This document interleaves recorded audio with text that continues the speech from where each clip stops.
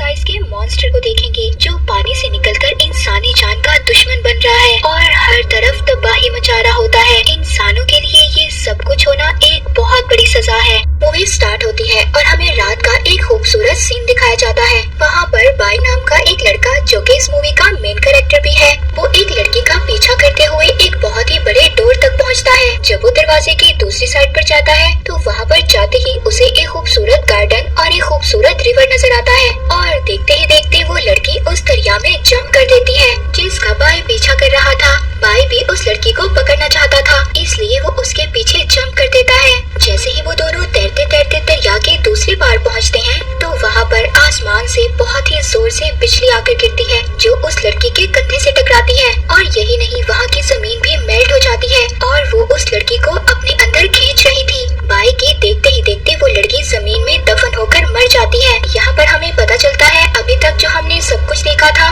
वो बाई का सिर्फ एक ख्वाब था, ना कि रियलिटी थी। बाई जैसे ही अब इन सब बातों को अपने माइंड से निकालकर अपने काम पर पहुँचता है तो वहाँ पर जाकर उसको पता चलता है जो उसका पार्टनर था उसको किसी बिजनेसमैन के गार्ड्स ने पकड़ लिया था, क्योंकि उस बिजनेसमैन का ये कहना था कि बाई के फ्रेंड ने उसकी कोई बहुत ही इम्पोर्टेंट चीज चुराई थी। वो लड़का बार बार कसम खाकर सबको यकीन दिलवा रहा था कि उसने कुछ भी नहीं किया, मगर उस लड़के की कोई भी बात नहीं सुनी जा रही थी। जब उस लड़के को सजा मिलने वाली थी तभी बाई आ जाता है और उसको बचाता है और बिजनेसमैन से कहता है कि मैं इसकी तरफ से माफी मांगता हूँ, आप प्लीज इसको छोड़ दें। बाई बिजनेसमैन से कहता है कि आप जो भी कहेंगे मैं करने के लिए तैयार हूँ। ये सब बातें सुनकर उस बिजनेसमैन के एक्सप्रेशन ऐसे थे कि जैसे उसका कोई काम पूरा हो गया हो, उसने अपना काम निकलवाना हो और उसको अपना काम निकलवाने का मौका मिल गया था। वो बिजनेसमैन बाई के सामने ये शर्त रखता है कि अगर तुम मुझे सेलेस्टियल बोन ला कर दे दो तो मैं तुम्हारे दोस्त को बिल्कुल सही सलामत छोड़ दूंगा। बाई के पास अब कोई और रास्ता नहीं था, इसलिए वो बिजनेसमैन की बात मान जाता है। हालांकि बाई ये जानता भी था कि ये काम बहुत ज्यादा खतरनाक है, मगर वो क्या करता, उसको ये काम करना भी था। इसीलिए अब वो सेलेस्टियल बॉन को हासिल करने के लिए एक मैप की तलाश में निकलते हैं और वो पहुंचते हैं एक मिस्टीरियस सी बिल्डिंग में। वहाँ पर बाई को मिलती है एक लड़की और वो उस लड़की को देखकर बहुत ज्यादा परेशान हो जाता है।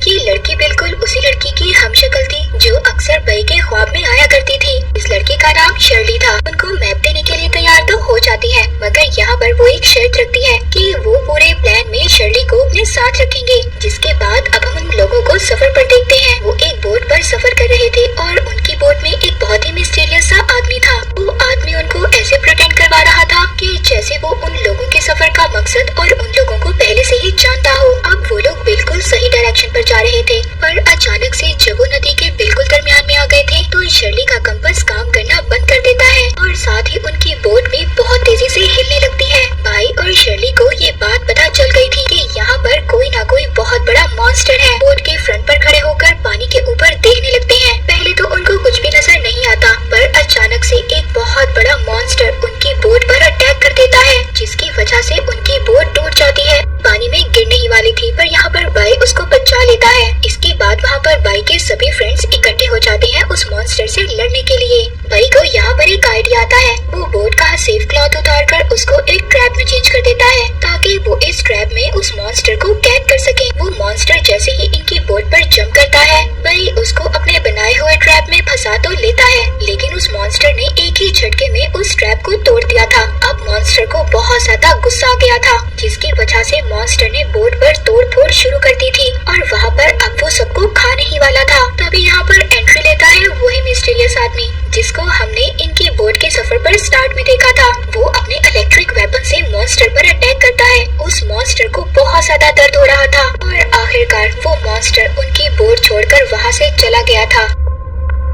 उस आदमी की सच्चाई पता चलती है। दरअसल वो आदमी एक साइंटिस्ट था और ये साइंटिस्ट भी उसी सेलेस्टियल बॉन की तलाश में था जिस सेलेस्टियल बॉन की तलाश में ये ग्रुप निकला था। वो साइंटिस्ट उनको बताता है कि जिस रास्ते पर तुम लोग निकले हो ये रास्ता इतना आसान नहीं है जितना तुम लोग समझ रहे हो। यहाँ पर कदम कदम पर खतरा है और अभी जिस मॉन्स्टर से तुम लड़कर आए हो इस मॉन्स्टर को भी यहाँ पर एक इविल गॉडेस ने रखा हुआ है। अब वो अपने आप को इन सब खतरों से लड़ने के लिए तैयार करते हैं और एक माउंटेन पर पहुँचते हैं। वहाँ पर उनको एक टेंपल नजर आता है। उस टेंपल को देखते हुए वो आहिस्ता आहिस्ता उसके अंदर जाते हैं। तभी बाई को एक बटन मिलता है, उसको दबाते ही उसके सामने एक टनल खुल गई थी। वो टनल उनको एक बहुत बड़े दरवाजे तक लेकर जाती है। बाई बहुत ही मुश्किल से उस गेट को खोलता है। वो जहाँ पर गए थे वो एक आइस केव था और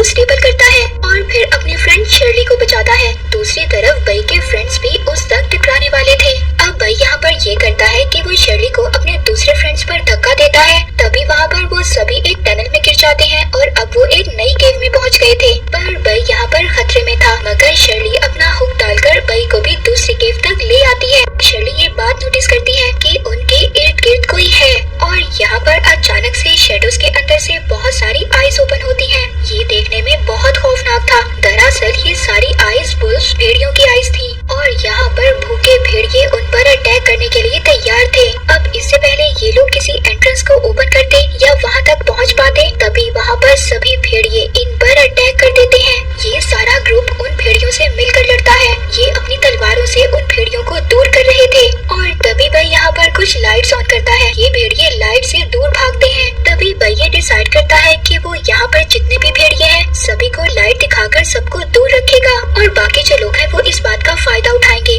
वो ऊपर वाले एंट्रेंस से बाहर निकलने की कोशिश करेंगे। शर्ली यहाँ पर अपना एंकर यूज करती है और वो उससे रस्सी बांधकर ऊपर वाले एंट्रेंस से अटैच कर लेती है। अब जब वो ऊपर चढ़ने की कोशिश कर रही थी तो वहाँ पर जो वुड्स थी वो टूट जाती हैं। शर्ली तो नीचे गिर गई थी, मगर वो जो ऊपर का होल था उसके टूटने से उस केव के अंदर सूरज की रोशनी आ गई थी। तो यहाँ पर भेड़ियों पर ये कर्ज था कि वो सूरज की रोशनी में नहीं आ सकते थे कि सूरज की रोशनी उनकी स्किन को जला देगी। इसी वजह से वो भेड़िए उनसे दूर हो जाते हैं, मगर अभी भी वो भेड़िए इनके खून के प्यासे थे और वो इनको खाकर अपनी भूख मिटाना चाहते थे। पर लकीली उन भेड़ियों को इस बात का मौका नहीं मिलता। वो सब लोग सूरज का फायदा उठाकर उस एंट्रेंस से बाहर निकल जाते हैं, मगर तभी अचानक वहाँ पर सूरज के आगे बादल आ जाते हैं और धूप बिल्कुल खत्म हो जाती है। अब बई उन वुल्फ्स के साथ ही उसी केव में फंस गया था। बई के फ्रेंड मिरर से उसके ऊपर शेडो बनाते हैं और बमुश्किल उसे ऊपर ले ही आते हैं। इतने ज्यादा खतरे बर्दाश्त करने के बाद अब उनके अंदर बिल्कुल भी हिम्मत नहीं थी कि वो आगे और ज्यादा खतरों को बर्दाश्त कर पाते।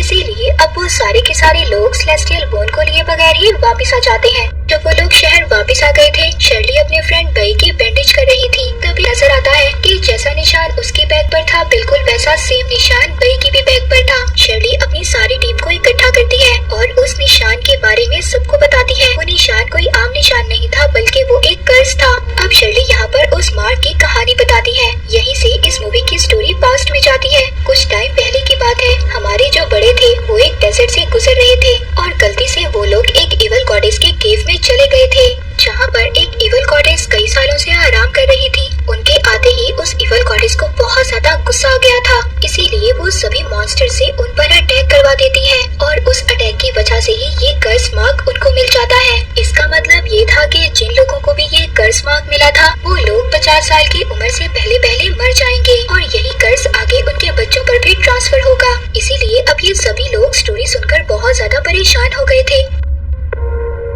वो शर्ली से पूछते हैं क्या कोई रास्ता है इस कर्ज से बाहर निकलने का। बताती है कि जिस सेलेस्टियल बोन की तलाश में हम पहले निकले थे वही सेलेस्टियल बोन इस निशान को खत्म कर सकता है। वही जो कि अब शर्ली को बहुत ज्यादा पसंद करने लगा था, वो ये डिसाइड करता है कि वो शर्ली को ऐसे मरने नहीं दे सकता। वो हर हाल में सेलेस्टियल बोन लेकर शर्ली की जान बचाएगा।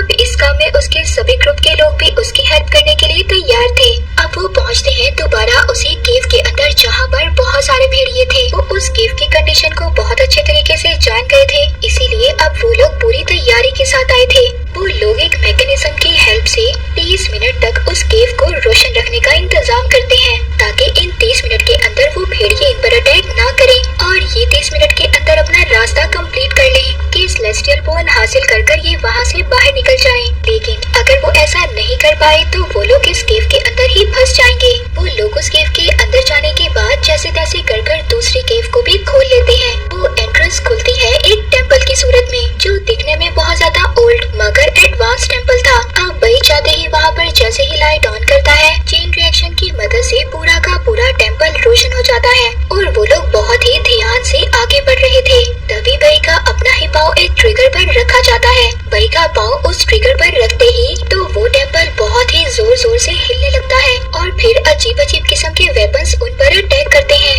वहाँ पर एक तरफ से तीर निकल रहे थे तो दूसरी तरफ से तलवार, जिससे वो बहुत मुश्किलों से बचते हैं, मगर अभी उनसे वो बच ही थे। तभी उन पर बहुत बड़े बड़े स्पाइक्स गिरने लगते हैं। उनको अब ऐसा फील होता है कि उन्होंने सभी खतरों को पार कर लिया है। उनके सामने एक टोम अपीयर होता है। उस टोम के बोन घूम रहा था जिसकी तलाश में ये लोग यहाँ तक आए थे। यहाँ पर इन पर और भी बहुत बड़े बड़े मॉन्स्टर्स अटैक कर देते हैं। भाई जैसे ही उस सेलेस्टियल बोन को उठाकर अपने बैग में रखता है तभी वहाँ पर बहुत बड़े बड़े स्पाइडर्स आकर इन पर अटैक कर देते हैं, जिनसे बचने के लिए पूरे का पूरा ग्रुप उससे फाइट करता है। तभी भाई ये बात नोटिस करता है कि ये सभी क्रिएचर्स सेलेस्टियल बोन के लिए स्ट्रगल कर रही हैं उसको बचाने के लिए। अब भाई तभी यहाँ पर एक प्लान करता है, वो अपने सभी ग्रुप मेंबर्स को वहाँ से भेज देता है और खुद उन बड़े बड़े स्पाइडर्स के दरमियान में खाने का चारा बन जाता है क्योंकि उसके पास सेलेस्टियल बोन थी। अब सारा ग्रुप तो ऊपर की तरफ केव के अंदर चला जाता है और शर्ली यहाँ पर अपने फ्रेंड को बचाने के लिए रुक गई थी। वो एक एरो से उन पर अटैक करती है। तभी बई को भी मौका मिल गया था ऊपर की तरफ जाने का। अब जैसे ही ये दोनों ऊपर जा रहे होते हैं तो वो स्पाइडर्स वेब का यूज कर शर्ली को नीचे की तरफ खींच लेते हैं, जिसके बाद शर्ली को ये लग रहा था कि उसकी जिंदगी अब यहीं पर खत्म हो जाएगी। पर बई शर्ली को अकेला छोड़कर कैसे जा सकता था। वो जल्दी से आकर शर्ली को बचाता है पर वो भी यहीं पर फंस जाता है। अब वो दोनों मिलकर उन स्पाइडर से लड़ ही रहे होते हैं तभी पूरा ग्रुप उनको बचाने के लिए आ जाता है। यहाँ पर आते ही उस साइंटिस्ट ने इन सभी मॉन्स्टर्स पर अटैक कर दिया था और इसी वजह से सभी मॉन्स्टर्स उनसे दूर हो जाते हैं और उन्हें इतना मौका मिल जाता है कि वो बहुत ही बड़े गेट के पीछे खुद को छुपा ले। पर वो साइंटिस्ट बाहर ही था।